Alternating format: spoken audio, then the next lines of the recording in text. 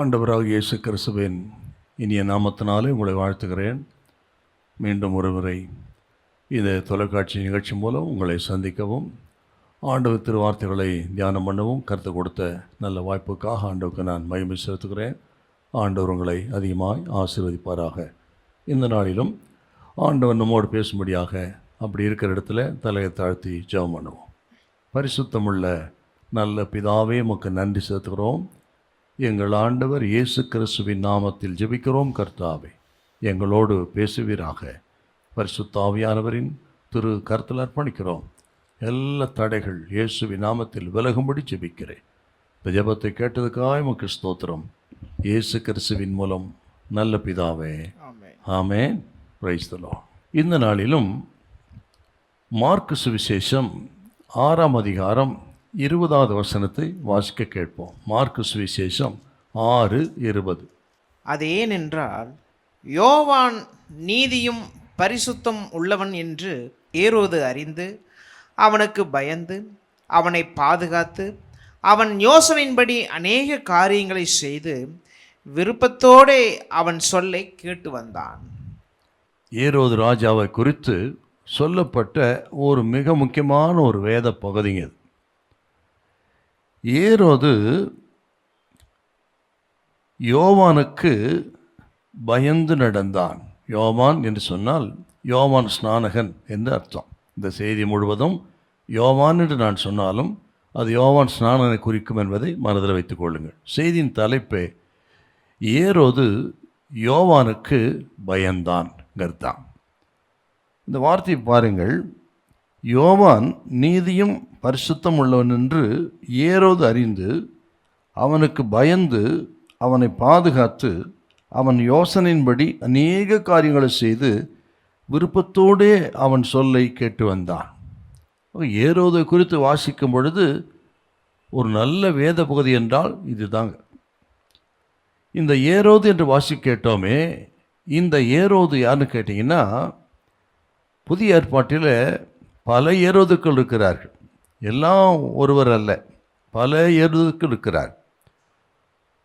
ஆண்டவராக இயேசு கிறிஸ்து இந்த உலகத்தில் வந்து பிறந்த பொழுது அப்பொழுது ராஜாவாயிருந்தவன் பெரிய ஏரோது என்று சொல்லுவார்கள். பெரிய ஏரோது. அவனுக்கு பிறகு அவனுடைய குமாரர்கள் ஆட்சிக்கு வந்தார்கள்.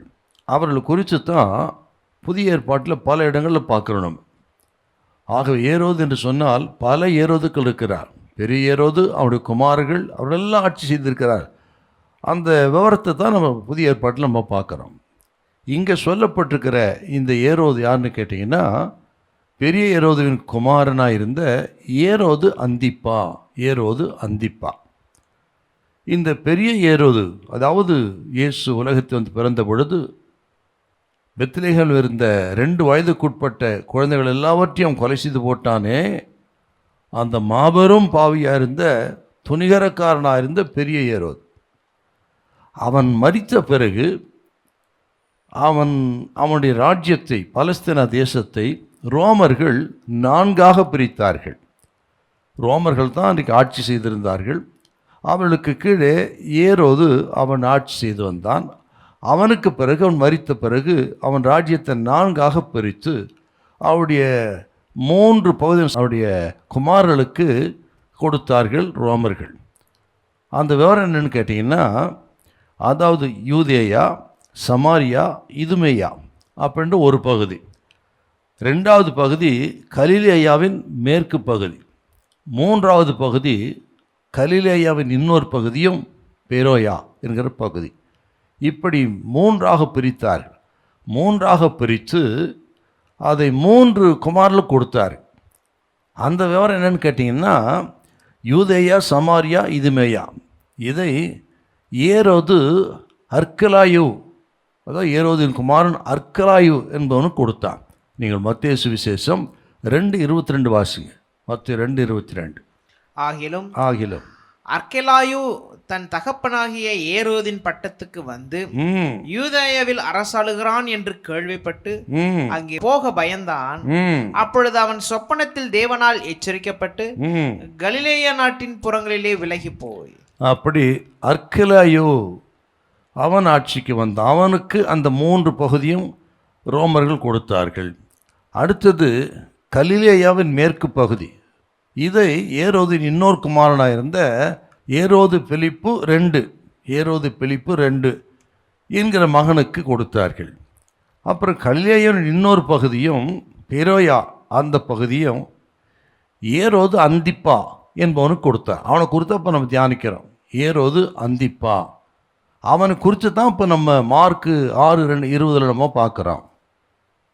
அப்படின்னா பல ஏரோதுக்கள் உண்டு. அதில் ஒருத்தந்தான் இந்த ஏரோது அந்திப்பா. அந்த அர்க்கலாயன் பார்த்தீங்களா, அவன் ரொம்ப கொடூரமானவனாக இருந்தான். மட்டுமல்ல செயல்திறன் அற்றவனாக இருந்தான். நிர்வாகத்திறமை செயல்திறன் அற்றவனாக இருந்தனால அவன் ராஜ்யத்தை எடுத்து யூதேயாவை எடுத்து அதை தேசாதிபதிக்கு நியமித்து கவர்னர்களை நியமித்து ஆட்சி செய்தார். அப்படி யூதேயாவுக்கு 5வது கவர்னராக வந்தவர் தாங்க அந்த பொந்திய பிலாத்து. ஆண்டவர் இயேசு கிறிஸ்துவை சிலுவையில் அறைந்தவன் அந்த பிலாத்துன்னு பார்க்குறோமே, அவன் அந்த யூதேயாவுக்கு அவன் தேசாதிபதியாக நியமிக்கப்பட்டவன் ரோமர்களால். இதுதான் அந்த பகுதியை ஆளுகை செய்த ஏரோதின் பிள்ளைகளுடைய விவரங்கள். இதில் பார்த்தீங்கன்னா நீங்கள் லூக்காசு விசேஷம் 3ஆம் அதிகாரம் 1 வசனத்தை வாசிங்கன்னா இந்த விவரமெல்லாம் இருக்குது. லூக்கா 3:1. திபேரியு ராயன் ராஜ்யபாரம் பண்ணின 15ஆம் வருஷத்திலே பொந்தியு பிலாத்து யூதேயாவுக்கு தேசாதிபதியாயும் ஏரோது கார்பங்கு தேசமாகிய கலிலேயாவுக்கு அதிபதியாயும் அவன் சகோதரனாகிய பிலிப்பு கார்பங்கு தேசமாகிய இத்துரேயாவுக்கும் திரோகோனித்தி நாட்டிற்கும் அதிபதியாயும் லிசானியா கார்பங்கு தேசமாகிய அபிலேனுக்கு அதிபதியாகவும் அண்ணாவும் காய்பாவும் பிரதான ஆசாரியராயும் இருந்த காலத்தில் அப்படின்னு இவர்களுடைய விவரங்கள் அங்கே இருக்குது. அப்புறம் இந்த ஏரோது அந்திப்பாவை குறித்து தான் நம்ம இன்னைக்கு செய்தி நாம் இன்னைக்கு தியானிக்க இருக்கிறோம். இவன் தான் யோவான் ஸ்நானகனை அவன் சிரச்சேதம் பண்ணி தலையை வெட்டி கொன்று போட்டவன். அவன் தாங்க இந்த ஏரோது அந்திப்பா. அந்த சரித்திரம் தான் இப்போ மார்க் 6ஆம் அதிகாரத்திலும் வாசிக்கிறோம். நம்ம அப்படி வாசிக்கும் பொழுதுல தான் இடையில் வந்த அந்த வசனத்தை வாசிக்கட்டும் 6:20.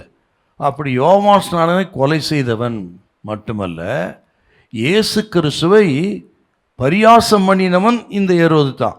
பிலாத்து ஏரோதத்தில் இயேசு அனுப்பினான் விசாரணைக்கு. ஏரோது விசாரிக்கும் பொழுது ஆண்டவர் இயேசு மாறுத்துரம் ஒன்றும் சொல்லவில்லை. ஆகவே அவன் பரியாசம் பண்ணினான் அப்படின்னு நீங்கள் லூக்காசு விசேஷம் 23:11 வரும். அப்படி இயேசு கிறிஸ்துவை பரியாசம் பண்ணினவன், யோவான் ஸ்நானகனை கொலை செய்தவன், அத்தனை கொடூரமான ஒருவன் தான் இந்த ஏரோது அந்திப்பாஸ். ஆனால் அப்படிப்பட்டவனிடத்தில் ஒரு நல்ல காரியம் பாருங்க, அவன் யோவான் ஸ்நானகனுக்கு பயந்து அவன் சொல்படி கேட்டு நடந்து கொண்டான் அப்படின்னு நம்ம பார்க்குறோம். இந்த யோவான் ஸ்நானன் குறித்து நமக்கு நல்லாவே தெரியும் இல்லைங்களா? ரொம்ப வித்தியாசமானவர். ஆண்டவர் இயேசுக்கு வழியை ஆயத்தம் பண்ணும்படியாய் வந்தவர். வனாந்தரத்தில் கூப்பிடுற சத்தம். உலகத்தில் வாழ்ந்த பொழுது எந்த விதமான சொல்லும்படியான வெளித்தோற்றம் இல்லாதவர். அவர் ஆடையாகட்டும் ஆகாரமாகட்டும் இருப்பிடம் எல்லாம் வித்தியாசம்தாங்க. அப்படி ஆசாரியனுடைய குமாரன். அந்த நாட்களில் ஆசாரிய குமாரர்களுடைய வாழ்க்கை செழிப்பாக இருக்கும், சுகபோகமாக இருக்கும். ஆனால் இவன் ஆசாரியுடைய வாழ்க்கையை வெறுத்து ஆண்டவர் இயேசுவுக்காக வனாந்தரத்தில் கூடியிருந்தான். வெட்டுக்கிளிகள் தான் ஆகாரமாக இருந்தது, ஒட்டகமயிர்தான் அவருடைய உடையாக இருந்தது. அப்படி தன்னை உலகத்தை விட்டு பிரித்து கொண்டு இயேசு கிறிஸ்துவுக்காக தன்னை அர்ப்பணித்து வாழ்ந்தவன் இந்த யோவான் ஸ்நானகர். அந்த யோவான் ஸ்நானகர் குறித்து இன்னொரு வார்த்தை இருக்குது. யோவான் சுவிசேஷம் 10:41 வாசி பாருங்க. யோவான் எந்த ஒரு அற்புதத்தையும் செய்யவில்லை, ஆனால் அவன் சொன்னதெல்லாம் நடந்தது என்று இருக்குது. வாசிங்க பார்க்கலாம். அநேகர் அவரிடத்தில் வந்து, யோவான் ஒரு அற்புதத்தையும் செய்யவில்லை, ஆகிலும் இவரை குறித்து யோவான் சொன்னதெல்லாம் மெய்யாயிருக்கிறது. யோவான் சொன்னதெல்லாம் மெய்யாயிருக்கு, ஒரு அற்புதத்தையும் செய்யவில்லை. ஆனால் அவனால் ரட்சிக்கப்பட்டு ஞானஸ்நானம் பெற்றவர்கள் ஏராளம் அந்த பகுதியில். அப்படின்னா வெளி தோற்றமும் இல்லை, சொல்கிறதுக்கு ஒன்றும் இல்லை, எந்த அற்புதம் செய்யவில்லை. ஆனால் அவன் கர்த்தரால் கனம் பண்ணப்பட்டான். ஏரோது அவனுக்கு பயந்து நடந்தான்னா, யோவான் ஸ்நானகன் நீதியும் பரிசுத்தம் உள்ளவன். இப்படி வெளியரங்கமான எந்த கவர்ச்சியும் இல்லை, சொல்கிறது விடியான ஒன்று பட்டம் பதவி அழகு அந்தஸ்து ஒன்றும் கிடையாது. அவனால் எந்த அற்புதமும் நடக்கலை. ஆனால் ஏரோது பயந்து நடந்தான், கர்த்தரை கனம் பண்ணினார்னா அவன் இருதயம், அவன் நீதி உள்ளவன், பரிசுத்தம் உள்ளவன். கேட்கணும் கத்திரி பிள்ளைகளே, சோத்திர பேக்ரவுண்ட் இல்லாமல் இருக்கலாம், அழகு அந்தஸ்து இல்லாமல் இருக்கலாம், சொல்லி கொள்ளும்படி ஒன்றும் கூட இல்லாமல் இருக்கலாம், அதிக படிப்போ ஒன்றும் இல்லாமல் இருக்கலாம். ஆனாலும் இருதயம் எப்படி இருக்கிறது? இந்த யோவான் நீதியும் பரிசுத்தம் உள்ளவனாயிருந்தான். அவனுக்கு ஏரோது பயந்து நடந்தான். ஆண்டவர் ஏரோதுவை கனம் பண்ணினார். நமது ஆண்டவர் யாருன்னு கேட்டிங்கன்னா, நான் மனுஷன் பார்க்கிற விதமாய் பாரேன், மனுஷன் முகத்தை பார்க்கிறான், கர்த்தரோ இருதயத்தை பார்க்கிறார்னு எங்கே வாசிக்கிறோம்? 1 சாமுவேல் 16:7 வாசிக்கிறோம். வாசிக்க பார்க்கலாம். 1 சாமுவேல் 16:7. கர்த்தர் சாமுவேலை நோக்கி, நீ இவனுடைய முகத்தையும் இவனுடைய சரீர வளர்ச்சியும் பார்க்க வேண்டாம், நான் இவனை புறக்கணித்தேன். மனுஷன் பார்க்கிறபடி நான் பாரேன், மனுஷன் முகத்தை பார்ப்பான், கர்த்தரோ இருதயத்தை பார்க்கிறார். பார்த்தீங்களா? ஆண்டவர் ஒரு மனுஷனுடைய தோற்றத்தை அல்லங்க, ஸ்தோத்திரம், அவன் குணத்தை பார்க்கிறவர். வாசிக்க கேட்டோம் பாருங்க, யோவான் நீதியும் பரிசுத்தம் உள்ளவனுமாய் இருந்தான். கேட்குற கத்திரி பிள்ளைகளே, நம்ம இருதயம் எப்படி இருக்குன்னு பார்க்கணும். நல்ல நீதியும் பரிசுத்தம் உள்ள குணமுள்ள இருதயமாக இருக்கான்னு பார்க்கணும். உள்ளான அழகைத்தான் கர்த்தர் பார்க்கிறார். ஆகவே உங்கள் உள்ளம், உங்கள் இருதயம் கர்த்தருக்கு பிரியமாக இருக்கணும். கர்த்தருக்கு முன்பாக உத்தமமாக இருங்க. உங்களை கர்த்தர் மேன்மைப்படுத்துவா. நீங்கள் தான் அவருக்கு பிரியம்.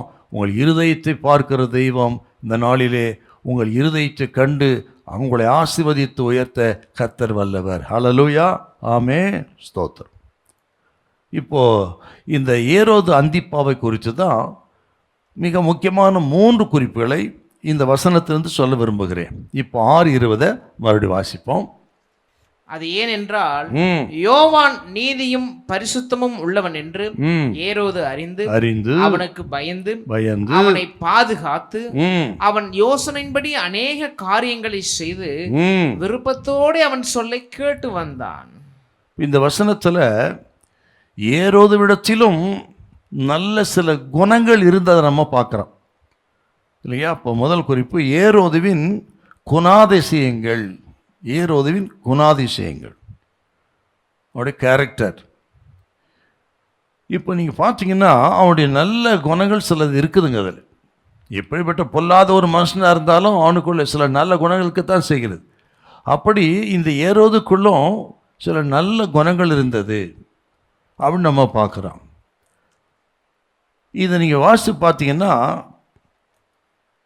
யோவான் ஸ்நானகன் பரிசுத்தமும் நீதியும் உள்ளவனாய் அவன் வாழ்ந்து வந்தான். அதை கண்டுத்தான் ஏரோது பயந்தான். வாழ்க்கையில் நீதி, நேர்மை, உண்மை, பரிசுத்தம், தைரியம், அப்போ சமரசம் செய்து கொள்ளாத ஒரு தன்மை, இதையெல்லாம் கண்டு யோவானுக்கு ஏரோது பயந்து நடந்தான். அவன் பரிசுத்தம் நீதியை கண்டு மதித்தான். இதெல்லாம் நமக்கு தேவையான ஒன்றாக நம்ம பார்க்கணும். இன்றைக்கு பாருங்கள், இந்த கடைசி நாட்களிலே நீதியாய் வாழ்கிறவர்கள், பரிசுத்தமாக வாழுகிறவங்க, உத்தமாக இருக்கிறவங்கள கேலி செய்கிற உலகமாக இருக்கிறது. இந்த நாட்களில் கேலி பரியாசம் செய்கிறார்கள் இல்லைங்களா? எத்தனையோ பேர் பார்த்துருக்கேன். லஞ்சம் வாங்காதவர்களை பார்த்து லஞ்சம் வாங்குகிற மக்கள் பரியாசம் பண்ணுகிறார்கள்.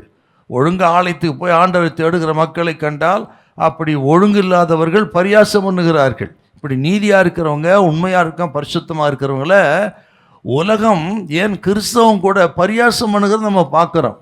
சிலர் இருக்கிறாங்க, ஸ்தோத்திரம், இப்படி நீதி பரிசுத்தத்தை விரும்புவார்கள், ஆனால் அதன்படி அவர் வாழ மாட்டார்கள். அப்படி இருக்கிறாங்க. நீ யாருன்னு என் கூட சேர்ந்த இதை கேட்குறவங்க, நீங்கள் எப்படி இருக்கிறீங்க அப்படின்னு பார்க்கணும். சிலர் இருக்கிறார்கள், நீதி பரிசுத்தம் வாழ்கிறவர்களை மதிப்பார்கள். அவங்க வாழலைன்னா கூட அவர் நீதியாய் பரிசுத்தம் வாழ்கிறவர்களை மதிக்கிறவர்கள் இருக்கிறார்கள். அது ஒரு நல்ல விஷயம். ஆனால் இன்னும் சிலர் இருக்கிறாங்க அப்படி நீதி பரிசுத்தம் வாழ்கிறவர்களை அவங்களும் வாழறதில்லை, அப்படி வாழுகிறவர்களையும் மதிக்கிறதில்லை. அப்படிப்பட்ட ஒரு பொல்லாத உலகத்தை அவன் இருக்கிறோன்னா இந்த உலகத்தில் இந்த ஏரோது இந்த குணம் நல்ல குணங்க. யோவான்சானுடைய நீதி பரிசுத்தம், அவருடைய நற்குணம், தைரியம், உண்மை இதெல்லாம் கண்டு அவன் மதித்தான், அவன் பயந்து நடந்தான். இது கேட்குற கத்திரி பிள்ளைகளே சோத்திர, நீதிமான்களை கனம் பண்ணணும், பரிசுத்தவான்களை கனம் பண்ணணும், பரியாசம் பண்ணக்கூடாது. உங்களால் அப்படி வாழ முடியல, வாழ முயற்சிக்கணுமே தவிர பரிசுத்தவான்களை, நீதிமான்கள், உண்மையாக இருக்கிற உத்தமாக இருக்கிறவங்கள ஒருபோது நீங்கள் பரியாசம் பண்ணக்கூடாது என்பதை முதலில் நீங்கள் மனதில் வைத்துக் கொள்ளுங்கள். Praise the Lord. இவனை பாருங்க, அப்படிப்பட்ட குணம் இவனுக்கு இல்லைனா கூட அப்படிப்பட்ட குணத்தை இருக்கிற ஏரோதை மதித்து பயந்து நடந்தான். அப்புறம் சில குணத்தை அப்படி சொல்லுவோம் பாருங்க. இவனுடைய கதை நமக்கு நல்லா தெரியும். இவன் கதை என்னன்னு கேட்டிங்கன்னா, இவன் ஒரு ராஜா, ஆனால் இவன் ஒரு கொடிய பாவத்தில் சிக்கியிருந்தான். அது என்னன்னா, ஏரோதியாளை இவன் கள்ள உறவாக வைத்திருந்தான். இந்த ஏரோதியாள் யாருன்னு கேட்டிங்கன்னா, சொன்ன பார்த்தீங்களா ஏரோது குமார்கள்னு, அதில் ஒருத்தன் பிலிப்பு. அந்த பிலிப்புக்கு மனைவியாக இருந்தவள் தான் இந்த ஏரோது. அதாவது இந்த ஏரோது ஒரு சகோதரன், அவன் சகோதரன் மனைவியை ஏரோதியாளை இவன் எடுத்துக்கொண்டான். அந்த ஏரோதியாளை பாருங்க, புருஷனை விட்டுட்டு அவன் சகோதரனை அவன் விவாகம் பண்ணலை, அவன் கூட வாழ்ந்து கொண்டிருக்கிறார். எப்படி பொல்லாத ஒரு குணம் பாருங்க அவனுக்குள்ள. இப்படி வாழ்வதை கண்டு யோவான் ஸ்நானகன் அவன் கண்டித்தான். நீ ஏரோதியாளை வைத்து கொண்டு போவது நியாயம் அல்ல அப்படின்னு. இது கேட்ட நாள் முதற்கொண்டு ஏரோதியாள் யோவான் ஸ்நானகனை பழிவாங்கும்படியாக காத்திருந்தாள். அப்படிப்பட்ட நேரத்தில் இப்படி கண்டித்ததுனால என்னதான் பயந்து நடந்தாலும் யோவான் ஸ்நானகனை அவன் பிடித்து சிறையில் வைத்தான். சிறையில் இருக்கிறார் யோவான் ஸ்நானகன். அப்படிப்பட்ட காலகட்டத்தில் ஒரு நாள் இந்த ஏரோதியாளின் குமாரத்தி அவள் நடனம் பண்ணினாள்.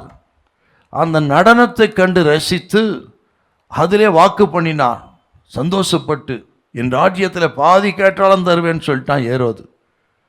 உடனே என்ன வேணும் கேட்குறான். நடனம் முடிந்த உடனே இவள் என்ன பண்ணுறான்னா, தன்னுடைய தாய் இடத்துல போய் ஏரோதியாளத்தில் இப்படி நான் என்னத்தை கேட்கணும்னு கேட்க, இதுதான் நல்ல சந்தர்ப்பம் என்று பழி தீர்ப்பதுக்கு சந்தர்ப்பம் என்று காத்திருந்த ஏரோதியாள் யோவான்சானுடைய தலை வேண்டும் அப்படின்னு கேட்க சொன்னான். அப்படியே அந்த சிறுபெண் 16 வயசு அவளுக்கு வந்து எதிரத்தில் யோவான்சானுடைய தலை வேண்டும் கேட்க இவன் துயரமடைந்தான் ஏரோது. ஆகிலும் அங்கே பந்தி இருந்த நிமித்தம், அந்த ஜனங்கள் நிமித்தம் வாக்கு மாற முடியாமல் சேவகனை அனுப்பி யோவான்சானை சிறைச்சாலையிலே சிறைச்சேதம் பண்ணி தலை வெட்டி ஒரு தாளத்தில் கொடுத்து கொண்டு வந்த பெண்ணு கொடுக்க, அவள் அதை கொண்டு போய் தாயிடத்தில் கொடுத்து பழி தீர்த்து கொண்டாள். இந்த பெண்ணை யோசித்து பாருங்கள், இந்த சிறு பெண்ணை 16 வயசு எத்தனை கொடூரமானவளாக இருக்கணும் பாருங்க இல்லைங்களா. அந்த குடும்பமே, ஏரோதின் குடும்பமே இரத்த வெறிபிடிச்ச குடும்பம், ஒழுக்கங்கட்ட ஒரு குடும்பங்க. அதற்கு உதாரணம் இந்த சிறு பெண்ணுங்க. நம்ம பிள்ளைங்கள்லாம் ஒரு சின்ன ஒரு துளி ரத்தத்தை பார்த்தா பயந்துருவாங்க. இப்போ பாருங்கள், பரிசுத்தவனுடைய தலையை வாங்கி ஒரு தாளத்தில் வைத்து கொண்டு போய் தாயிடத்தில் கொடுக்குறான்னு எத்தனை கொடூரமானவனாக இருக்கும் பாருங்க. ஆகவே தான் சொன்னார், ரத்த வெறிபிடித்த குடும்பம். அப்படி பழி தீர்த்து கொண்ட. அப்படி இந்த ஏரோது பரிசுத்தவான் நீதிமான் அறிந்து பயந்து நடந்தாலும் சூழ்நிலை நிமித்தம், மனுஷன் நிமித்தம் பரிசுத்தவானை கொலை செஞ்சுட்டாங்க. அவ்வளோ பெரிய ஒரு துரோகத்தை செய்து விட்டான். அப்படிப்பட்ட ஒரு சூழ்நிலையில் அவன் வாழ்ந்த வாழ்க்கையை தான் நம்ம இங்கே பார்க்குறோம். ஸ்தோத்திரம். அவன் யோவான் நீதியும் பரிசுத்தமுள்ள என்று ஏறுவது அறிந்து அவனுக்கு பயந்து அவனை பாதுகாத்து யோசனைப்படி அநேக காரியங்களை செய்து விருப்பத்தோடு அவன் சொல்ல கேட்டு வந்தான்னு பார்க்குறோம். அதில் ஒன்று தான் பரிசுத்தமாக வாழ முடியலனாலும் அப்படி வாழ்ந்து கொண்டிருந்த யோவானை மதித்து அவனுக்கு பயந்து நடந்தான். இப்போ அந்த நான் சொன்ன கதை மனசில் வைங்க. இன்னொரு நல்ல குணம் என்னென்னா, இந்த பரிசுத்தம் நீதியும் உள்ள யோவான் ஸ்நானகனை பாதுகாப்பதற்கு ஏரோதியாளை விட்டு விலக்கி வைத்திருந்தான். ஏரோதியாள் தொடாதபடிக்கு சிறையில் வைத்தது கூட ஒரு காரணம் அதுதான். ஏரோதியால் எந்த விதத்திலும் யோவான்ஸ்நானுக்கு இடையூறாக இருக்கக்கூடாது, கேடாக இருக்கக்கூடாது என்று பாதுகாப்பதற்காக அவன் சிறையில் வைத்து அவனுடைய நல்ல ஆலோசனை எல்லாம் கேட்டு நடந்த, விருப்பத்தோடு கேட்டு நடந்தாராம். பாருங்க, யோவான்ஸ்நானன் சொன்ன சில நல்ல ஆலோசனை கேட்டு அவன் விருப்பத்தோடு காரியங்களை செய்து வந்தான். அப்படின்னா சாதாரண விஷயமாங்க. நல்லா கவனிக்கணும். நம்ம எப்படி செய்தி கேட்குறோம், பிரசங்கத்தை கேட்குறோங்கிறதெல்லாம் என் கூடவே சேர்ந்து கவனிக்கணும். நீங்கள் யோவான்ஸ்நானுடைய சொல்லை கேட்டு விருப்பத்தோடு கேட்டு அதன்படி செய்து வந்தா முடியுமா? யோவான்ஸ்நானுடைய சொல் எப்படி இருக்குங்க? யோவான்ஸ்நான் சாதாரணமாக பிரசங்கியாரா? இப்படி அப்படின்னு பிரசங்கம் பண்ணுறவரா? அவருடைய பிரசங்கம்லாம் எப்படி இருக்குங்க? சில வசனத்தை வாசிக்க பார்க்கலாம். ஸ்தோத்திரம். யோவான் சுவிசேஷம் 1:29 வாசிங்களேன். 1:29. மறுநாளிலே யோவான் இயேசுவை தன்னிடத்தில் வர கண்டு, இதோ உலகத்தின் பாவத்தை சுமந்து தீர்க்கிற தேவ ஆட்டுக்குட்டி என்று தேவ ஆட்டுக்குட்டியாக இயேசு கிறிஸ்துவை குறித்து உலகத்தின் பாவத்தை சுமந்து தீர்க்கிறவர் என்று இயேசு கிறிஸ்துவை அடையாளம் காட்டினவன். அப்புறம் பாருங்க, இதே மார்க் 6:18 வாசிங்க. 6:18. யோவான் ஏரோதை நோக்கி, நீர் உம்முடைய சகோதரன் மனைவியை வைத்துக் கொள்வது நியாயமல்லவென்று, சகோதரன் மனைவியை வைத்துக் கொள்வது நியாயமல்லவென்று சொன்னது நிமித்தம் ஏரோது சேவகரை அனுப்பி யோவானை பிடித்து கட்டி காவலில் வைத்திருந்தான்.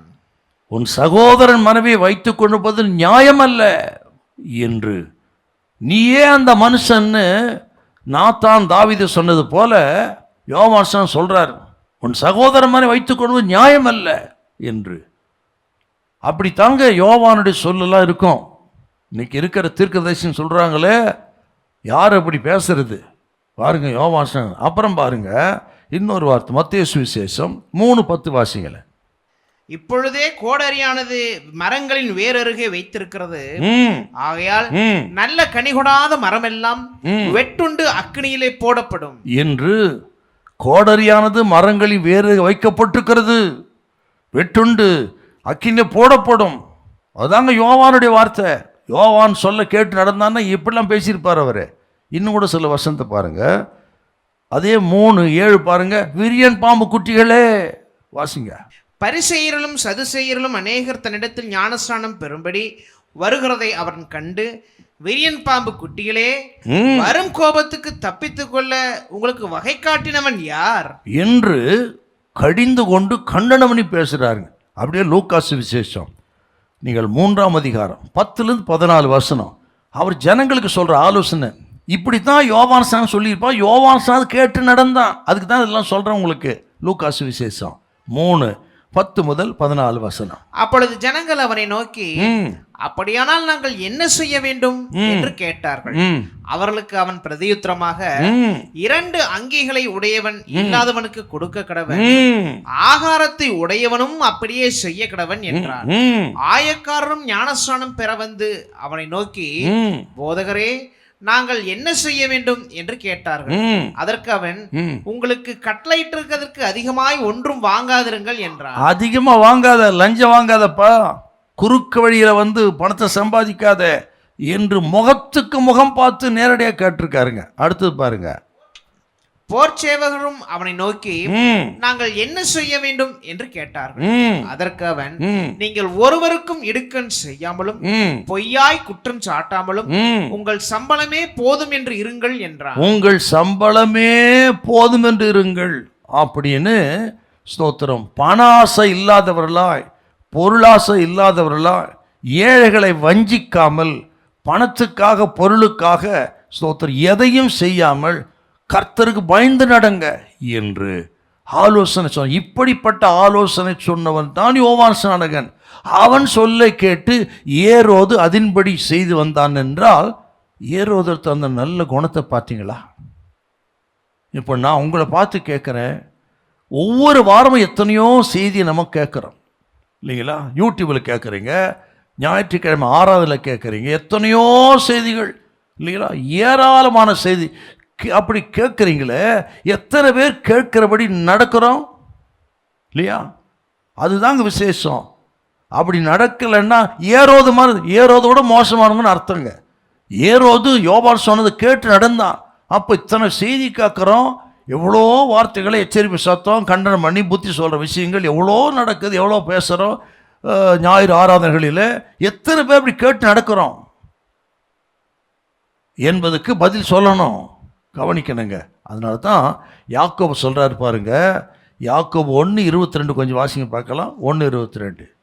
அல்லாமலும் நீங்கள் உங்களை வஞ்சியாதபடிக்கு திருவசனத்தை கேட்கிறவர்களாய் மாத்திரமல்ல அதன்படி செய்கிறவர்களாயும் இருங்கள். அப்ப கேட்டு அதன்படி செய்யணுங்க, இல்லையா? அதுக்கு தான் நம்ம அதுக்கு தான் பிரசங்கம் பண்றது. எத்தனை கிறிஸ்தவங்க கேட்டு அதன்படி செய்யறோம், கடமைக்காக ஆராதனைக்கு அவர்கள் இருக்கிறார்கள், இல்லையா? ஆராதனைக்கு வர்றதே லேட்டு, வந்த பிறகு வாட்சியே பார்த்துட்டு உட்காந்து எப்போ முடியும்னு காத்திருக்கிறது. இதில் ஷார்ட் அண்ட் ஸ்வீட்டாக பேசணும்னு சொல்கிறது எத்தனை கொடுமைங்க தான் நடக்குதுங்க, இல்லைங்களா? இப்போ எத்தனை பேர் கேட்டு எத்தனை பேர் நடக்கிறீங்க? நாம் கேட்கிறதா மட்டுமல்ல அதனுடைய செய்கிறவர்களாக இருக்க வேண்டும். ஆண்டவர் இயேசு சொன்னார், மத்தேயு சுவிசேஷம் 7ஆம் அதிகாரம் 24 வாசித்து பாருங்க. ஸ்தோத்திரம், அருமையான வார்த்தை அப்பா சொன்னது. 7:24. ஆகையால் நான் சொல்லிய இந்த வார்த்தைகளை கேட்டு இவைகளின்படி செய்கிறவன் எவனோ அவனை கண்மலையின் மேல் தன் வீட்டை கட்டின புத்தியுள்ள மனுஷனுக்கு ஒப்பிடுவேன். இவைகளின்படி செய்கிறவன் எவனோ, அதுதாங்க முக்கியம்.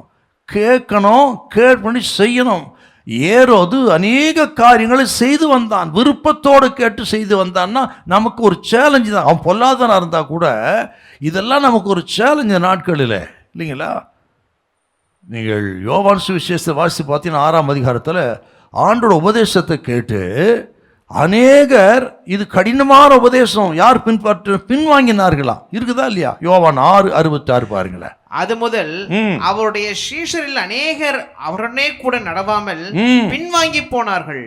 பார்த்தீங்களா? எதுக்கு ஏன் பின்வாங்கி போனாங்க? இது கடினமான உபதேசம். அவர்கள் அற்புத அடையாளங்களை எதிர்பார்த்து வந்தவர்கள், அற்புத அடையாளங்களுக்காக இயேசுவை பின்பற்றினவர்கள். உபதேசத்தை கேட்ட உடனே அவளுக்கு மனம் இல்லாமல் பின்வாங்கினார்கள். இதை கேட்குற கத்திரி பிள்ளைகளே, அற்புத அடையாளத்தை மட்டும் நம்பி ஆண்டவரை பின்பற்றினால் நீங்கள் பின்வாங்கி போகிறதுக்கு வாய்ப்பு இருக்கும். ஏனென்றால் நீங்கள் அற்புதம் நடக்கலைன்னா இங்கே இருக்கிற ஆண்டவரே ஏன கைவிட்டீர் என்று உலகத்துக்கும் போயிடுவீங்க. வசனத்தை கேளுங்க, சத்தியத்தை கேளுங்க. சத்தியம் தான் அவளை நிலைநிறுத்தும். நீங்கள் சத்தியத்தின்படி வாழ்ந்தால் அற்புதம் தானாக நடக்கும். பார்த்தீங்களா? அநேகர் பின்வாங்கி போனார்கள். எத்தனை துக்கம் பாருங்க. ஆண்டவர் தெரிந்து கொண்டவர்கள் அவர்கள் சீசர்கள். ஆனால் அதே நேரத்தில் சந்தோஷமான விஷயம் என்னன்னா, இருக்கிறது 12 சீசர் இருக்கிறாங்க. இன்னும் 82 பேரில் 70 பேர் போயிட்டாங்க. 12 பேருக்கு அவங்கள பார்த்து கேட்குறார், நீங்களும் போய் விட மனதாக இருக்கீங்களோ? அப்போ தான் சீமோன் பேர் சொன்ன அற்புதமான வார்த்தை, யாரிடத்தில் போவோம் ஆண்டவரே, உம்மிடத்தில் நித்திய ஜீவ வசனங்கள் உண்டு என்று. அப்படி ஜீவ வசனத்தின் மீது பற்றுதலாயிருந்து நின்று அதை பிடித்து கொண்டவர்களை கொண்டு தான் உலகத்தை தலைகீழ புரட்டி போட்டாருங்க. பார்த்தீங்களா? அதுலேயும் ஒருத்தன் போயிட்டான், அப்புறம் ஒருத்தர் சேர்க்கப்பட்டார்கள் என்றால் கவனிக்கணும். ஏரோது யோவான்சானுடைய சொற்படி கேட்டு விருப்பத்தோடு கேட்டு அவன் அதன்படி நடந்து வந்தான். என்னோட நல்ல குணம். ஆகவே கேட்கிறபடி நடக்க பிரயாசப்படுங்கள். வாலிப தம்பி தங்கச்சி, பிரசங்க வாழ்க்கையை மாற்றணும், இல்லையா? அதுக்கு தான் ஆராதனை போகிறது, இல்லை செத்த ஆராதனை இருக்கும் உங்களுக்கு. அப்புறம் பாருங்க, அதில் ஒரு வார்த்தை பாருங்க, வாசித்த 6:20 அவன் சொல்லை கேட்டு வந்தான். அப்படின்னா யோவான் சொன்ன வார்த்தை தொடர்ந்து கேட்டான், தொடர்ந்து கேட்டான். அதுதான் நம்ம கவனிக்க வேண்டிய இன்னொரு விஷயம்.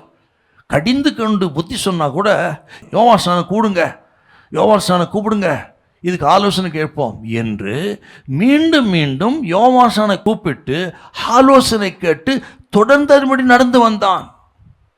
என்ன அருமையான ஒரு வேத பகுதி. சில நேரங்களில் சில பிரசங்கம் கடுமையாக இருந்தால் கேட்க மனம் இல்லை. இன்னும் சில இருக்கிறாங்க, கடுமையான பிரசங்கம் பண்ணுற சபைக்கே போகிறதில்ல. அடுத்த வாரம் அடுத்த சபை, இன்னொரு வாரம் இன்னொரு சபைக்கு. தங்களுக்கு பிரியமாக எங்கே போதிக்கப்படுகிறதோ அங்கே போகிற கூட்டம் பெருகிவிட்டது, இல்லைங்களா?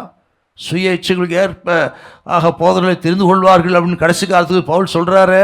அப்படி இது நடந்து கொண்டிருக்கிறது. தங்களுக்கு விருப்பமான, இசைவான, பிரியமான, சோத்திரம் பூசி மெழுகக்கூடிய வார்த்தை எங்கே இருக்குதோ அங்கே போடுற மக்கள் பெருகிவிட்டார். ஏரோது பாருங்க, அவன் கடிந்து கொண்டு புத்திமதி சொன்னா கூட சோத்திரம் அவன் மீண்டும் மீண்டும் ஏரோதுவின் ஆலோசனை கேட்டு வந்தான், தொடர்ந்து கேட்டான். அது ரொம்ப முக்கியங்க. இதை கேட்குற கத்திரி பிள்ளைகளே ஸ்தோத்திரம், கடினமான உபதேசத்தை கேளுங்க, கண்டனம் பண்ணி புத்தி சொல்லிருக்காருல. உங்களுக்கு என்ன அது ஏற்றுக்கொண்டு எங்கே இந்த பகுதி திருந்தணுமோ திருந்தணும், அதுதான் அதன்படி செய்வது. ஏரோது தொடர்ந்து கேட்டான். மட்டுமல்ல, யோவான் ஸ்நானனை மதித்து நடந்தான், அவனுக்கு பயந்து நடந்தான், விருப்பத்தோடு அவன் சொல்ல கேட்டு வந்தான். ஆனால் இன்னொரு விஷயம் என்னன்னா, இந்த ஏரோது பரிசுத்தத்தை குறித்து, நீதி குறித்து கேள்விப்பட்டு விரும்பினான். ஆனால் அதன்படி வாழ முடியலை. ஏன்னா பக்கத்திலே ஏரோதியாள் இருந்தாள். நீதி குறித்து கேட்குறான், பரிசுத்தத்தை குறித்து கேட்குறான், நிறைய ஆலோசனை கேட்டான். ஆனாலும் விட முடியாது, பக்கத்தில் ஏரோதியாள் இருக்கிறா. கடைசி பேரில் அப்படியே இருந்து செத்தான் சார் அவன். இன்றைக்கு அநேகர் இருக்கிறாங்க, பரிசுத்தத்தின் மேல் வாஞ்சி இருக்கிறது, ஜபத்தின் மேல், பரிசுத்தமின் நீதியின் மேல், உண்மையின் மேல், உண்மையாக வாழணும், பரிசுத்தமாக வாழணும், நீதியாக வாழணும், கர்த்தருக்கு பிரியமாக வாழணுமே என்ற தாகம் இருக்கிறது, வாஞ்சி இருக்கிறது. ஆனாலும் சில பாவங்கள் விட முடியல, சில ஏரோதியாலை விட முடியல. அப்படி தவிக்கிறவர்கள் ஏரோதுக்கள் இருக்கிறார். இது கேட்குறவங்கள சிலர் அப்படி இருக்கீங்களான்னு பார்க்கணும் இல்லையா? விட முடியும், விருப்பம் இருக்கிறது, விட வேணும் இல்லையா? முயற்சி பண்ணுறீங்க, ஆனாலும் சிலர் விட முடியலையா? இன்றைக்கு அதுக்கு முடிவு கட்டணும். நீங்கள் அந்த ஏரோதியாலை வெளியே அனுப்பணும். நீங்கள் அனுப்பி உங்களை பரிசுத்தப்படுத்திக்கொள், இல்லைன்னா ஒரு பாவம் உங்கள் வாழ்க்கையை கவுத்துரும் என்பதை மனதில் வைத்து கொள்ளுங்கள். இவ்வளோ விரும்பினவன், ஆனால் ஏரோதியால் பக்கத்திலே வச்சு அவளை விட முடியல. பாவம் அவனை வஞ்சித்து விட்டது, பாவம் அவனை வஞ்சித்து விட்டது. இருமனம் உள்ளவனாய் வாழ்ந்தான், டபுள் மைண்டட் பர்சனாக வாழ்ந்தாயா. எத்தனை துயரம்! இவ்வளோத்து கேட்டவன் லோத்தின் மனைவி பாதல சோதம் விட்டு வெளியே வந்துட்டா. ஆனாலும் சோதமின் ஒரு ஆசை, பின் திரும்பி பார்த்து பின்னிட்டு உப்புத்துனா போயிட்டாளே. ஆகவே இருமனம் உள்ளவர்கள் தன் வழிகளெல்லாம் நிலையற்றலாக இருக்கிறார்கள். இருமனம் இல்லை, டபுள் மைண்டடாக இல்லை. ஸ்தோத்திரம். ஒன்றை நான் கேட்டேன், அதையே நாடுவேன் அப்படின்னு ஒன்றை சத்தியத்தை கேளுங்க. ஸ்தோத்திரம். அதன்படி நடக்க பிரயாசப்படுங்க. ஆண்டவர்களை ஆசீர்வதிப்பார். ஹல்லேலூயா. ஸ்தோத்திரம். ரெண்டாவது, முதல்ல பார்த்தோம் ஏரோதின் குணாதிசயங்கள். ரெண்டாவது ஏரோதுவின் குறைகள். இவ்வளோ காரியத்தை பண்ண அவனத்தில் என்னென்ன குறை இருந்தது அதையும் பார்க்கணும் நம்ம. இப்போ லூக்காசு விசேஷம் 13:32. அதற்கு அவர், நான் இன்றைக்கும் நாளைக்கும் பிசாசுகளை துரத்தி வியாதியுள்ளவர்களை சுஸ்தமாக்கி 3ஆம் நாளில் நிறைவடைவேன். இன்றைக்கும் நாளைக்கும் மறுநாளைக்கும் நான் நடமாட வேண்டும். எருசலேமுக்கு புறம்பே ஒரு தீர்க்கதரிசியும் மடிந்து போகிறதில்லை என்று நான் சொன்னதாக நீங்கள் போய் அந்த நரிக்கு சொல்லுங்கள். நீங்கள் போய் அந்த நரிக்கு சொல்லுங்கள். ஏரோது கொலை செய்ய வகை தேடுகிறான் அப்படின்னு சொல்றாங்க. இந்த ஏரோது தான் அதுவும். ஏரோது அந்திப்பாவை குறித்த வார்த்தை தான் அது. அப்பொழுது ஆண்டவர் சொன்ன வார்த்தை, நீங்கள் போய் இதை அந்த நரிக்கு சொல்லுங்கள் அப்படின்னா அவன் குணம் இல்லையா? அவன் குணத்தில் இருக்கிற ஒரு பொல்லாத சுபாவம். அவன் நரியின் தந்திரம் உள்ளவனாயிருந்தான். ஃபாக்ஸி மேன், நரி தந்திரம் உள்ள ஒரு மனுஷன். இவ்வளோ நல்ல குணம் இருக்குது, ஆனால் அவன் இருதயம் எப்படி இருக்கு பாருங்க. அவன் நரியை போல தந்திரவாதியாயிருந்தான், துரோகம் செய்கிறவனாயிருந்தான். ஸ்தோத்திரம். நீதிமானை பகைக்கிறவனாயிருந்தான். அவன் இருதயத்தில் அத்தனையும் இருக்கிறது. கேட்டால் நடந்தான், ஆனால் இருதயத்தில் ஒரு தந்திரம், துரோகம் அவனுக்குள்ளே இருந்தது. இதை நான் வாசித்த பொழுது சில விஷயங்களை இதை குறித்து நம்ம கவனிக்கணுங்க. இவன் யோவான்சானுடைய வார்த்தை கேட்டு அதில் விருப்பமாயிருந்தான். ஆனால் யோவான் ஸ்நானன் அறிவித்த எஜமானனை அவன் பார்க்கல. யோவான் ஸ்நானகனை பார்த்தான், அவருடைய வார்த்தை கேட்டான். ஆனால் யோவான் ஸ்நானம் அறிவித்த எஜமானன் இயேசுவன் பார்க்க மறுத்துட்டாங்க. இந்த யோவான் ஸ்நானம் எப்படின்னு கேட்டிங்கன்னா, தன்னிடத்தில் யார் வந்தாலும் சரி, சீசர்கள் இருந்தாலும் யார் வந்தாலும் அவர்களை தன் சீசர்களாக வைத்துக்கொள்ள விரும்ப மாட்டான். அவர்களுக்கு இயேசுவைத்தான் அடையாளம் காட்டுவான். இயேசு அடையாளம் காட்டி இயேசுவை பின்பற்றும்படி அவன் அவர்களை ஏவி விடுகிறவன் தான். இன்றைக்கி இருக்கிற பிரசங்கியார் மாதிரி கிடையாதுங்க. இன்றைக்கி பாருங்கள், யார் வந்தாலும் வேற எங்கேயும் போயிடக்கூடாது, ஆக எல்லாம் என்னையே பின்பற்ற வேண்டும் என்று ஆக தமக்கு நேராய் திருப்பவர்கள் அதிகமாக இருக்கிறார். இயேசுக்கு நேராக திருப்புறதில்லை, தங்களுக்கு நேராய் திருப்பு ஊழியர்கள் பெருகிவிட்டார்கள்.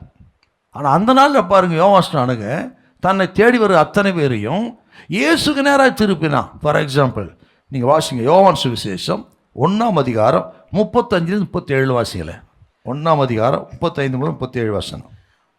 மறுநாளிலே யோவானும் அவருடைய சீஷர்கள் 2 பேரும் நிற்கும்போது இயேசு நடந்து போகிறதை அவன் கண்டு இதோ தேவ ஆட்டுக்குட்டி என்றான். அவன் அப்படி சொன்னதை அவ்விரண்டு சீஷரும் கேட்டு இயேசுவுக்கு பின் சென்றார்கள்.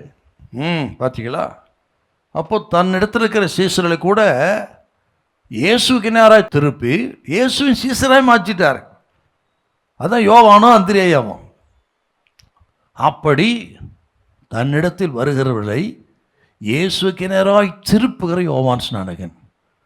அப்படின்னா அந்த யோவான் ஸ்நானகன் இந்த ஏரோது இடத்துல இயேசுக்கு நேராய் திருப்படி எவ்வளோ பேசியிருக்கணும். ஆனால் இவன் யோவான் ஸ்நானகனை பார்த்தான், யோவான் ஸ்நானகனுக்கு பயந்தான், யோவான் ஸ்நானகனை மதித்தான். ஆனால் யோவான் ஸ்நானகன் அறிவித்த இயேசுவை மதிக்கவில்லை, அவருக்கு பயப்படவில்லை, அவர் முகத்தை பார்க்கவில்லை. அப்படின்னா எத்தனை துக்கம்! அதுதான் அவனுடைய முதல் குறை. அது தாங்க, இவன் ஒருபோதும் வருவதும் நீதிபரராயிருந்த யோவான் ஸ்நானகன் அறிவித்த இயேசுவை அவன் பார்க்கவில்லை. ஆனால் இவன் பின்பற்ற வேண்டியவன் யாரு? இயேசுவைத்தான். இயேசுவின் சீசர் தாங்க யோவான் ஸ்நானகன் என்றால் இந்த ஏரோது பின்பற்ற வேண்டியது இயேசுவை. யோவான் ஆலோசனை கேட்கட்டும், ஆனால் பின்பற்ற வேண்டியது இயேசுவை.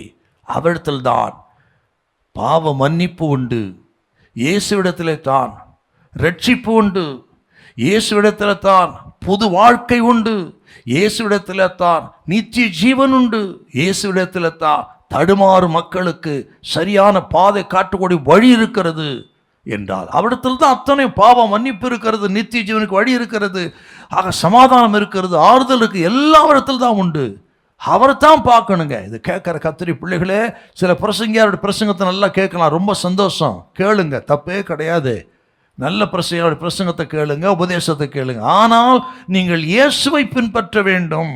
அவரிடத்தில் தான் நீதி இருக்கிறது, உண்மை இருக்கிறது, பரிசுத்தம் இருக்கிறது.